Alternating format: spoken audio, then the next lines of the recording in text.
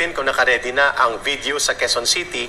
Napakalinaw po na naging panawagan ni former presidential spokesperson Harry Roque at ni Congressman Edsel Lagman from Albay na sinasabi nila dubious, questionable, anomalous, and parang ghost, multo. Naging multo o naging kaduda-duda ang mga tao o personalidad o grupo sa likod nitong pagpapakalat ng pirma na naka-attach sa panluloko ng program ng DSWD na AIX at program ng DOLE na tupad. At pati na po ang mga mayor si tinuturo at mga iba pang tao ng mga congressional district representatives, mga congressman, ay involved sa pamumudmud ng mga forms na ito, subalit dinideny nila na galing ito sa kanilang mga congressman o sa House of Representatives. At ang ads ay nakita natin, Brother Franco, yes. EDSA Puera. At sumakay na, pati ang Kamatayan Party List Group ay magpapaimbestiga. Really? Mamaya, i-analyze namin ni Ma'am Lorraine, pero may video muna na nakahanda. Then magbibigay kami ng aming kuro-kuro, lalo na po sa napakaselan at napakasensitibong panloloko, grand scheme of lies and deception and manipulation against the people. Yes, panoorin po natin ang video na ito. Kinig na tayo. Mamaya explain na lang natin. Ito po yung form na ito para ito sa kinakalap ng ating mahal na congressman na signature campaign. Para saan po yung signature campaign? Para po sa pag-amyenda o sa pagbabago ng 1987 Constitution. Ito, para po gusto nila itong mabago. Kasi, di ba, marami na yung mga dati pang batas na hindi naman po naaangkop na sa panahon ngayon. So, ito po, kung sakali po ito napapabor po sa atin, marami po tayong makakalap si congressman dito, magkaroon po tayo ng charter change. Malaking tulong po ito sa atin. Bakit? Di ba po binibigyan tayo ni congressman ng AIX? Di ba po binibigyan tayo ni congressman ng tupad? Ang AIX po ba at tupad batas ngayon? Wala pong batas, di ba? Kung ito po magkaroon ng pagbabago, gagawain na pong batas ang AIX at tupad. Hindi lang po kayo, hindi lang po tayo makikinabang. Lahat na po ng mga kamag-anak natin. At buong Pilipinas po. Di ba po laking tulong giginhawa tayo? Meron tayong laging ayuda. Meron laking tulong po sa atin, di ba? O, kaya po, ito po, bilang po mga leaders po ng ating congressman, kung kayo po pipirma po dito, meron pong pakonsuelo ang ating mahal na congressman.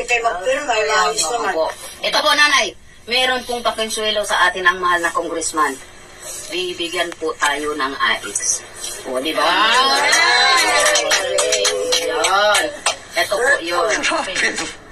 Malinaw po ang video na ito ay napaka-iskandaloso. Napakasakit. Napakasakit. Grabe yung trato sa mahihirap. Yes. Mga mahihirap po ito. Sino muna yun, Eric? Sino yun? Hindi nagpakilala to, ma'am. Pero anong NGO yan? Ang pakilala NGO dito, ba? ma'am, ay Quezon City Urban Poor Coordinating Council. Is that, I'm just curious, is that CPP? No, NGO affiliated or accredited sa Quezon City Hall. Okay. So, i-check natin sila kung itong video na ito ay galing sa pagpupulong na ito. Tatlong bagay nakita namin ni Ma'am Lorraine, ni Brother Franco at sa Laban Kasamang Bayan. Number one, sinabi niya, di ba tinutulungan tayo ni Congressman ng tupad at AIX? Excuse me, Binibigyan kayo. Ang binibigyan kayo. Ang tupad at AIX po ay executive program for assistance to indigents, mga mahihirap. At hindi po yan kay Congressman na programa. Programa yan ng gobyerno na sinimulan pa sa panahon pa ni Rodrigo Duterte. Ang AIX before pa nga kay Digong, nandyan na yan Alam niya ni Ma'am Lorraine kasi nag-DSWD undersecretary siya doon. So hindi po totoo. Assistant Secretary. Assistant Secretary. Hindi totoo po na ito ay mga programa ng kongresista isinasakay at sinasakyan ito ng mga congressman. Yeah. Mali po ang sinasabi na ang AIX at tupad ay magiging permanenteng batas sa pagbabago ng konstitusyon. Isang malaking panluloko at kasinungalingan yan. Kaya we're calling on the Department of Labor Secretary, Secretary Ben Laguesma, at kay Secretary Rex Gatchalian ng DSWD, please, mga cabinet secretary sa DSWD at DOLE, magpaliwanag po kayo dito. Are you involved? Are you in consent? Are you cavorting? Are you also in operations with this kind of anomalous, spurious, and questionable and dubious, nakakaduda, na mga maniobra gamit po ang entry point ng AIX at tupad. Ito po yung mga programa para sa mga mahirap, subalit ginagamit na tungtungan para sa panluloko, kasinungalingan at mga manipulasyon sa charter change na alam natin na ay pakana ng mga politiko sa Kongreso. Sinabi na ng nagsasalita kanina. Pangalawa na nakita namin dito, malinaw po na ito ay isang nationwide grand scale. Kasi similarly, ganito din ang sinasabi sa Albay, sa Sorsogon, sa Iloilo, at pati na rin po sa Davao. At ang sinasabi nila, kailangan na nating pigilan ang mga nagsasawata sa ating development, which is one dyan ay ang konstitusyon.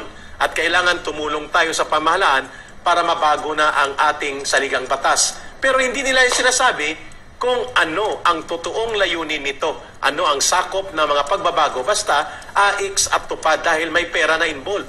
Sa AIX po ma'am, between 2,000 to 3,000 hanggang 5,000. Sa tupad, between 5,000. So, napakalaki po na tulong ito sana sa mamamayan, lalo na sa mga mahihirap at naghihikaw sa buhay na kababayan natin.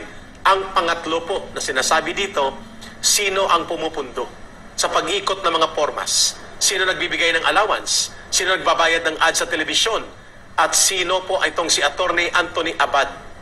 Ito ba ay totoong abogado? Who is he? Iyon ang nakalagay Siya yung siya yung nag-initiate daw. Oo. At parang siya ang focal person na nakalagay sa form. At may isa pang law office na ginamit para lumabas na sa kanila nang galing ang inisyatiba.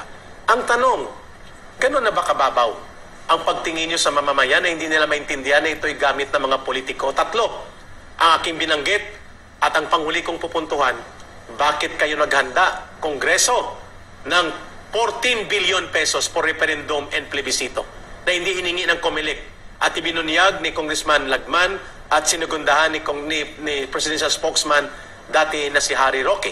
At ang panghuli kong punto, bakit may 500 billion na pondo na nakalaan na unprogrammed at halatang halata na pinaghahandaan para imaniobra dito sa mga galawan na i-abolish ang sistema ng gobyerno ngayon at para panatilihin sa poder ang mga nasa Kongreso at ang Vice Presidente na opisina ay kanilang liligwakin at gagawing parlamentaryo para hindi na makaupo pa ang another Duterte like Sara Duterte sa isang presidential system. Ito po ay katanungan ng mamamayan ngayon na kumakalat. Bakit hindi nyo inaamin ito? Including ang very obvious, anomalous TV advertisement na inyong pinuntuhan. Ito ba'y galing sa pondo ng mamamayan, sa Kongreso? Saan ito galing? Ma'am Lorraine, your take on this. Gosh.